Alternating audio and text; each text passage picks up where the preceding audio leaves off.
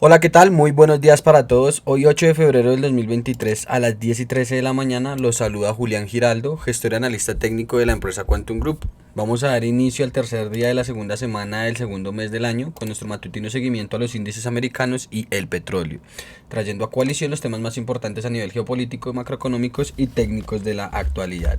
Bueno, realmente ayer hubo una conferencia bastante corta, bastante breve, más o menos de una media hora, en la que se le preguntaba a Jerome Powell. Bueno, básicamente fueron más que todo preguntas retóricas o sin importancia, en las que las que incluso se le preguntaba cuánto era su sueldo, cómo era su trabajo y demás, pero de las preguntas más importantes y destacadas era hasta dónde van a llegar a subir los tipos de interés, que realmente lo que a nosotros como inversores o traders nos interesa. Bien, Powell ha dicho que la economía aún se mantiene muy fuerte y que es la misma tasa laboral la que decidirá o la que le dará la luz verde o luz roja para continuar o frenar. ¿Sí? Habíamos hablado ayer que Bostic de la Reserva Federal comentaba que la siguiente reunión antes de la pausa iba a ser nuevamente de 50 puntos básicos. Eso, recordemos, no lo tiene descontado el mercado. El mercado en estos momentos tiene descontado un punto terminal del 4.50, 4.75% por mucho, ¿sí? Para que después experimentemos una pausa. Ayer pues se vivió bastante volatilidad en ese entorno. Miren, esta fue la volatilidad que se vivió. Una caída después de que Powell amenazara nuevamente al mercado con que los tipos de interés no iban a reducirse hasta que la tasa de paro empezara a aumentar, por así decirlo, a que el desempleo empezase a aumentar en los Estados Unidos, teniendo en cuenta que tiene la tasa de paro más baja históricamente hablando desde hace 50 años, ¿sí? Y eso no le sirve a la Reserva Federal ni a Jerome Powell. Y ignorando varios factores, como la misma Janet Yellen los ignoraba el día de ayer, diciendo que no había recesión si no había una tasa de paro alta, Powell está en la misma sintonía, pero el mercado no lo cree. El mercado en estos momentos a nivel técnico no se cree lo que está diciendo la Reserva Federal o los bancos centrales y sube. Sí, están descontando que la pausa, que el pivote por parte del banco central más importante del mundo va a llegar este mismo año. Aproximadamente el consenso lo estima para julio y empieza a repuntar. Técnicamente vemos un Dow Jones que sigue en la resistencia de los 3.000, de los 34.293, sigue intentando vulnerarla, y si todo a nivel macroeconómico sigue saliendo tal cual o el mercado lo sigue descontando de esta forma, a menos de que venga un yunque, un puñetazo por parte de la Reserva Federal y Jerome Powell, o de los datos de empleo o el mismo dato de IPC que tenemos el martes de la semana siguiente. Recuerden que esos días son supremamente volátiles.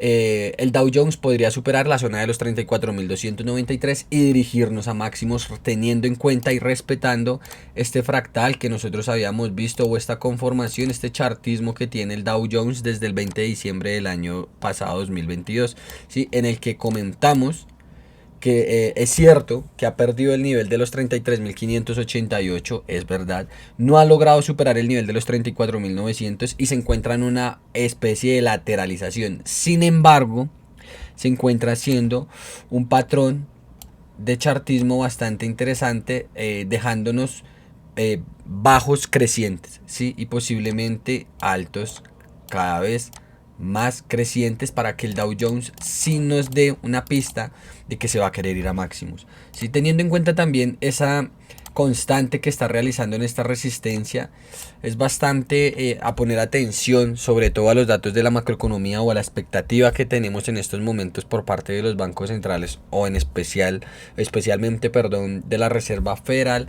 que pueda romper esta resistencia, como también se podría desplomar después de haber perdido los 33.579. El Dow Jones es un gráfico que está en estos momentos algo difícil de proyectar. Debemos tener en cuenta que, bueno, el mercado es matemático y tenemos deudas, tenemos objetivos en los 32.213 y 30.570 de todo el impulso primario iniciado el 3 de octubre del año pasado 2022. Tenemos zonas de interés en los 31.761, 31.040 y 29.942, en donde, según cómo reacciona el precio en ese plazo, cuando de esas zonas, poder volver a comprar hasta la deuda que sí tiene el Dow Jones en los 37.540, o según qué niveles vaya perdiendo, poder seguir vendiendo hasta nuestro nivel de los 28.229 y 26.331. Bien, eso por parte del Dow. El S&P 500 y el Nasdaq 100, bueno, ya lo hemos visto, acompañado de por ejemplo, Zoom, que despedirá el 15% de su plantilla, teniendo un repunte en sus acciones de un 6%. ¿Por qué? Porque esto es bien tomado por parte de los inversores, ¿sí? Se están deshaciendo de todos los trabajadores que en un momento adquirieron en la época de la pandemia en el año 2020, cuando todo era tecnología, cuando la misma Cathie Wood dijo que íbamos a vivir en un mundo post-COVID para siempre, ¿sí? En el que todo el mundo ya iba a empezar a trabajar desde la casa, todo el mundo centrado en un computador y demás. Pues bueno, ahora ese mismo panorama, incluso el mismo panorama de Mark Zuckerberg del metaverso, también ha quedado a un lado. Y le damos la bienvenida al verdadero futuro, o a lo que realmente tiene más sentido común, que es la inteligencia artificial. Sí, en estos momentos se va el 15% de la el 6%, el 15%, perdón, de la plantilla de Zoom, y Microsoft y Google empiezan una guerra de quién desarrolla más rápido o un mejor chat inteligente al estilo de Siri. Bien, eso ha ocasionado que las tecnológicas como Microsoft y Google, el mismo Zoom, repunten, lo que ha llevado al Nasdaq 100 a que hasta el momento, bueno, no habíamos tenido, bueno, la idea de compra que se hubiera dejado era el 31 de enero con todo el impulso secundario, con todo este fractal secundario, y hasta el momento no consigue el objetivo de los 13.049 puntos. ¿Sí? Si hubiéramos querido incorporarnos en este nuevo fractal, hubiésemos tenido que esperar una mitigación de la deuda, perdón, del mercado, por lo menos hasta nuestra primera zona de interés, teniendo en cuenta que habían deudas en los 12.252 y 12.093. De ahí que el Nasdaq llegue a mitigar la zona de los 13.032, en donde también hay un bloque bastante interesante que ya tuvo su primera reacción. Este todavía se sigue manteniendo, miren, las sesiones han cerrado por debajo de él, entonces debemos estar atentos, pero aún tenemos uno más algo arriba para que podamos volver a seguir buscando las ventas. Eso lo podríamos definir según, por ejemplo, el dato del IPC, que nos daría una pista de la siguiente decisión que vaya a tomar la Reserva Federal en el mes de marzo, y de ahí pues se tomarían una pausa hasta el mes de mayo.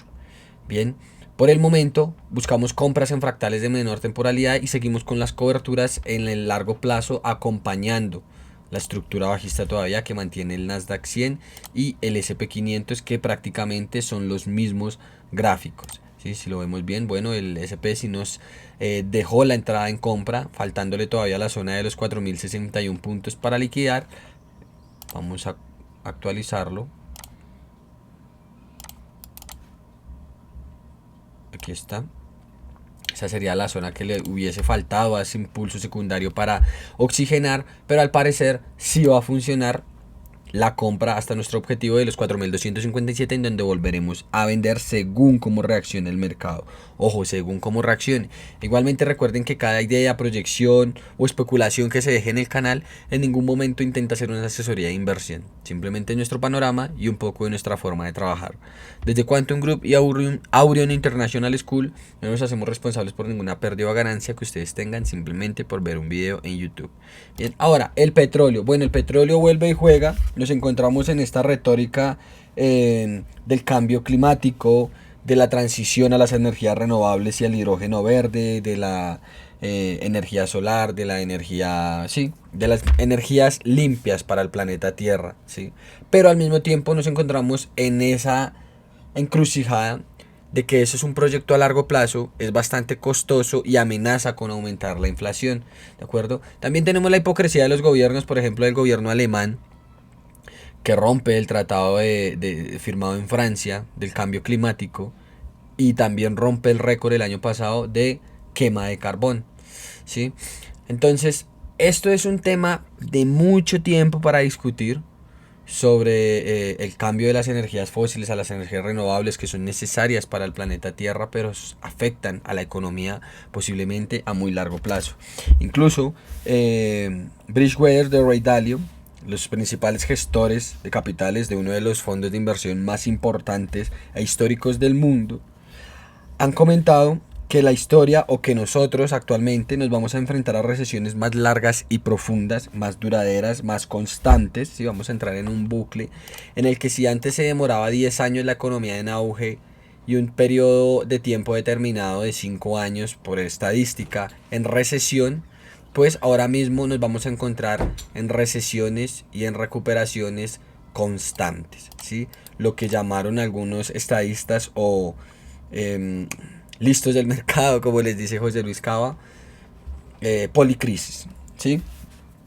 Bueno, tenemos también lo del cambio climático comentado, y es que esto acelera los riesgos inflacionarios por el cambio de modelo, ¿de acuerdo? Por el momento tenemos ese tope al precio del petróleo, del gas y ahora mismo de los refinados rusos, pero al mismo tiempo tenemos la hipocresía y las jugadas ajedrecistas por parte de, por ejemplo, países como China e India, que compran el petróleo ruso, lo refinan y lo revenden mucho más caro a Europa, el continente, el viejo continente, haciendo el ridículo.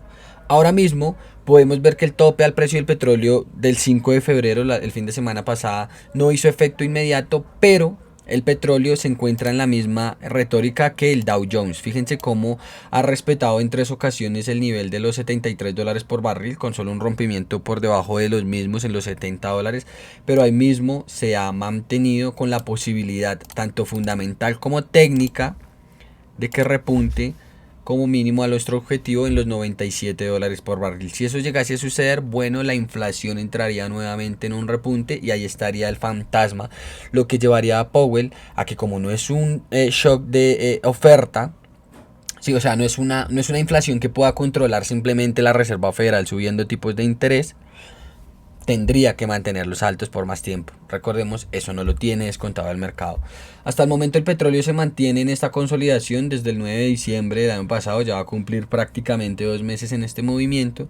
A nivel fractal, las ventas son más atractivas que las compras, pero a nivel de más largo plazo y como cobertura podríamos utilizar un position bastante interesante que debería llevarnos como mínimo al nivel de los $97 por barril. Bien.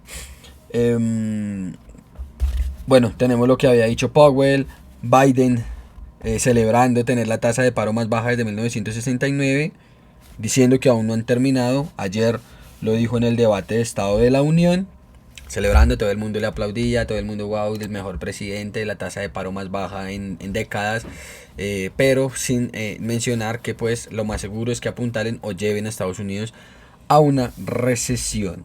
¿Sí? Y todavía con el inconveniente de los documentos clasificados y del globo explotado en el territorio de Estados Unidos de propiedad china, ¿no? Que tensa mucho más la diplomacia entre ambas potencias. Bien, con un Anthony Blinken que canceló su visita al país asiático. Bien, seguiremos pendientes de ver qué sucede. Vamos a estar bastante atentos a la semana entrante sobre el dato de IPC y lo que puede hacer la Reserva Federal. Eso puede darnos un camino claro o rompimientos fractales para tomar decisiones al corto, mediano y largo plazo. Chicos, chicas, eso sería todo por mi parte de hoy. Recuerden que si les gustó el video nos pueden ayudar con un like, suscribiéndose al canal y activando la campanita de notificaciones para que estén al tanto de todas las actualizaciones diarias que subimos a nuestro canal de YouTube. Les habló Julián Giraldo, muchísimas gracias y hasta luego, que estén muy bien.